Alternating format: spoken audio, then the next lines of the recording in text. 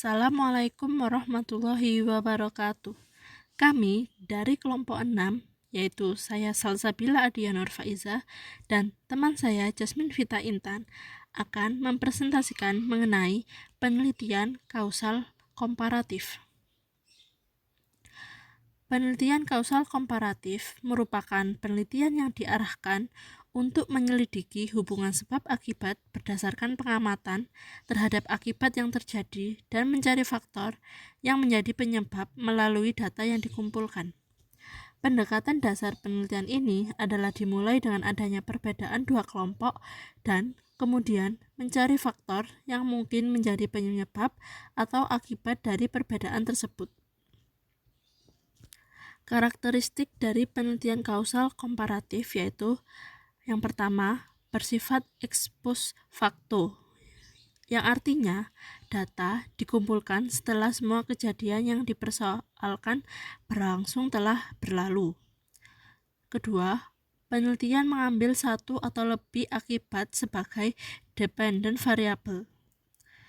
Ketiga, menguji data dengan menelusuri kembali ke masa lampau untuk mencari sebab-sebab, keterkaitan, dan maknanya, dan cenderung mengandalkan data kuantitatif. Prosedur penelitian yang pertama yaitu mengidentifikasi adanya permasalahan melalui metode ex post facto. Yang kedua, membatasi dan merumuskan permasalahan secara jelas. Yang ketiga, menentukan tujuan dan manfaat penelitian. Keempat, melakukan studi pustaka yang berkaitan dengan permasalahan penelitian. Yang kelima, menentukan kerangka berpikir, pertanyaan penelitian, dan hipotesis penelitian. Yang keenam, mendesain metode penelitian yang hendak digunakan. 7. Mengumpulkan, mengorganisasi, dan menganalisis data dengan menggunakan perhitungan statistik yang relevan. Yang kedelapan yaitu membuat laporan penelitian. Rancangan penelitian yang pertama yaitu ada pendekatan penelitian. Pendekatan yang digunakan dalam penelitian ini adalah pendekatan kuantitatif. Pendekatan kuantitatif bertujuan untuk menguji teori, membangun fakta, menunjukkan hubungan antara variabel, memberikan deskripsi statistik, menaksir, dan meramalkan hasilnya. Kemudian ada jenis penelitian. Jenis penelitian yang digunakan peneliti adalah kausalitas komparatif atau hubungan sebab akibat. Pendekatan dasar kausal komparatif melibatkan kegiatan penelitian yang diawali dari mengidentifikasi pengaruh variabel satu terhadap variabel lainnya, kemudian mencari kemungkinan variabel penyebabnya. Dalam penelitian kausal komparatif, peneliti berusaha mengidentifikasi hubungan sebab akibat dan hubungan variabel yang kompleks mereka untuk membedakan antara variabel bebas dan juga variabel terikat. Selanjutnya akan dilanjutkan oleh rekan saya. Berikutnya yakni mengantisipasi dan mengendalikan ancaman terhadap validitas internal. Jadi pengendalian terhadap validitas internal dimaksudkan agar hasil penelitian yang diperoleh dapat mencerminkan hasil perlakuan yang diberikan dan dapat digeneralisasikan ke populasi pensampelan. Pengendalian validitas internal dari suatu desain penelitian sangat dibutuhkan agar hasil penelitian yang diperoleh benar-benar merupakan akibat dari perlakuan yang diberikan. Terdapat beberapa variabel yang mengancam validitas internal, sehingga harus dikendalikan dalam penelitian eksperimen, yakni yang pertama ada ciri khas subjek. Beberapa ciri khas subjek yang mempengaruhi hasil eksperimen meliputi umur, jenis kelamin, kecakapan, intelijensi, status sosial ekonomi, agama, kemampuan membaca, kematangan, dan lain-lain. Pada suatu eksperimen, mungkin saja kelompok-kelompok subjek yang dikenal perlakuan kebetulan mempunyai ciri khas yang berbeda, sehingga hasil yang dicapai menjadi berbeda dan disebabkan oleh ciri khas yang berbeda tersebut, bukan karena hasil perlakuan. Ciri khas responden dapat dikendalikan melalui pemilihan secara acak, melalui penggunaan kelompok yang setara, dan atau melalui pemilihan kelas paralel yang mempunyai ciri khas yang sama sebagai kelompok eksperimen dan kelompok kontrol. Yang kedua yakni lokasi. Ancaman lokasi penelitian terjadi karena pemilihan lokasi penelitian yang berbeda, baik dari segi ketersediaan fasilitas belajar, kemampuan mengajar guru, tingkat kecerdasan siswa, ataupun faktor-faktor lain yang mempengaruhi belajar siswa. Pengaruh lokasi penelitian antara lain dapat dikendalikan melalui pemilihan sekolah-sekolah yang memiliki kualifikasi yang sama, kelas yang memiliki fasilitas dan kondisi ruang belajar yang sama, dan kelas yang memiliki siswa yang memiliki kemampuan yang setara. Yang ketiga yakni instrumen. Penggunaan instrumen penelitian ada kalanya juga dapat mengancam validitas internal hasil perlakuan. Beberapa ancaman yang terkait dengan instrumentasi antara lain, penggunaan instrumen yang tidak valid dan tidak reliable, penggunaan instrumen yang berbeda pada kelompok-kelompok subjek penelitian, pengujian yang dilakukan pada waktu yang berbeda, penskoran yang tidak objektif, perbedaan kecemasan subjek terhadap tes, dan atau pengumpulan data yang berpihak pada kelompok tertentu. Pengaruh instrumentasi dikendalikan dengan cara menggunakan instrumen yang valid dan reliable. Penggunaan instrumen yang sama pada kelompok-kelompok subjek penelitian, pengujian dilakukan bersamaan pada kelompok-kelompok subjek penelitian, penskoran secara objektif, dan atau penggunaan pelaksanaan eksperimen yang tidak berpihak pada kelompok-kelompok tertentu. Yang keempat, yakni ada sejarah. Hal ini dimaksudkan sebagai semua kejadian di luar perlakuan yang muncul bersamaan dengan pelaksanaan eksperimen, sehingga sangat mungkin hasil eksperimen akan terganggu atau terkotori oleh adanya kejadian tersebut. Pengaruh sejarah dikontrol melalui pengacakan dan melalui pemberian perlakuan dalam jangka waktu yang sama. Yang kelima, ada regresi statistik.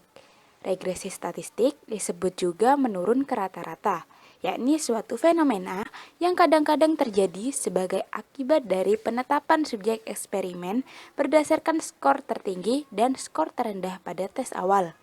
Pada kenyataannya, subjek yang memperoleh skor tertinggi pada tes awal akan cenderung menurun mendekati rata-rata pada tes akhir.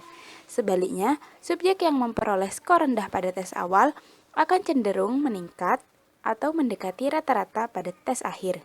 Peningkatan atau penurunan skor ini mungkin disebabkan oleh antara lain kesalahan pemilihan subjek, penggunaan instrumen yang berbeda antara tes awal dan tes akhir, dan atau penggunaan instrumen yang tidak valid dan tidak reliable.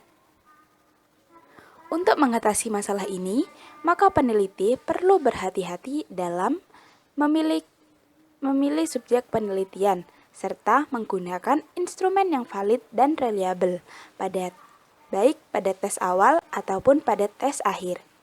Dan yang keenam yakni sikap subjek. Cara subjek dalam menanggapi dan terlibat dalam penelitian akan dapat mengancam validitas internal hasil perlakuan. Hal ini biasa dikenal dengan pengaruh Heutum. Jika suatu kelompok subjek mengetahui statusnya sebagai kelompok eksperimen, maka mungkin mereka akan berusaha semaksimal mungkin untuk mencapai hasil yang lebih baik, atau sebaliknya, mungkin akan bersikap tidak peduli terhadap perlakuan itu, sehingga hasil yang dicapai tidak sesuai dengan kemampuan mereka yang sebenarnya. Akibatnya, hasil yang dicapai dalam kondisi seperti ini tidak akan valid secara internal. Pengaruh Heutum ini dikontrol dengan tidak memberitahukan status subjek sebagai kelompok eksperimen, melaksanakan eksperimen sesuai dengan kondisi apa adanya, dan atau dengan menggunakan guru yang sudah dikenal oleh siswa, sehingga pembelajaran dapat tetap berjalan sebagaimana mestinya. Berikutnya, teknik pengumpulan data pada penelitian kausal komparatif atau ex post facto. Teknik pengumpulan data yang digunakan dalam penelitian ini dengan menggunakan kuesioner atau angket dan dokumentasi. Kemudian, dalam penelitian ini menggunakan teknik analisis data deskriptif. Teknik analisis data yang digunakan sebagai berikut. Yang pertama dengan angket atau kuesioner. Titik tolak penyusunan instrumen adalah variabel-variabel penelitian yang ditetapkan untuk diteliti. Selanjutnya, dari variabel-variabel tersebut diberikan definisi operasionalnya dan ditentukan indikator yang akan diukur. Kemudian, dari indikator tersebut dijabarkan menjadi butir-butir pertanyaan atau pernyataan. Setiap butir soal instrumen angket memakai skala Likert. Kemudian, untuk dokumentasi dalam penelitian ini digunakan untuk memperoleh data dan informasi mengenai variabel penelitian. Berikutnya untuk analisis data pada penelitian kausal komparatif atau ex post facto, yakni terdiri dari 3 tahapan, yakni mendeskripsikan data, uji prasyarat analisis, dan uji hipotesis. Yang pertama yakni deskripsi data. Jadi mendeskripsikan data adalah menggambarkan data yang ada guna memperoleh bentuk nyata dari responden, sehingga lebih mudah dimengerti peneliti ataupun orang lain yang tertarik dengan hasil penelitian yang dilakukan. Analisis deskripsi data meliputi mean, median, modus, dan standar deviasi. Data tersebut kemudian dibuat dalam tabel distribusi frekuensi yang digambarkan dalam histogram dan pie chart untuk setiap variabel penelitiannya. Berikutnya yakni uji prasyarat analisis. Uji prasyarat analisis dilakukan dengan tujuan untuk mengetahui apakah data yang dikumpulkan memenuhi persyaratan untuk dianalisis dengan teknik yang telah direncanakan. Uji tersebut diantaranya yakni ada uji normalitas. Uji normalitas data digunakan untuk mengetahui apakah dalam penelitian ini berdistribusi normal atau tidak. Apabila data yang terjaring berdistribusi normal, maka analisis untuk menguji hipotesis akan dilakukan. Berikutnya yakni ada uji linearitas. Uji linearitas dimaksudkan untuk mengetahui hubungan antara variabel bebas dan variabel terikat berbentuk linear atau tidak. Uji linearitas menggunakan rumus uji F. Berikutnya ada uji multikolinearitas. Uji multikolinearitas dilakukan untuk mengetahui ada tidaknya multikolinearitas antar variabel bebas, yaitu dengan cara menyelidiki besarnya angka interkorelasi antar variabel bebasnya. Berikutnya yakni uji hipotesis. Uji hipotesis ini dapat menggunakan teknik analisis regresi sederhana. Teknik ini digunakan untuk menguji hipotesis pertama dan kedua, yaitu untuk mengetahui pengaruh variabel bebas terhadap variabel terikat secara sendiri-sendiri.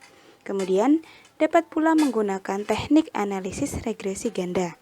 Teknik ini digunakan untuk menguji hipotesis ketiga, yaitu untuk mengetahui pengaruh variabel-variabel bebas secara bersama-sama terhadap variabel terikat.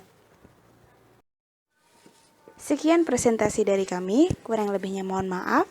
Wassalamualaikum warahmatullahi wabarakatuh.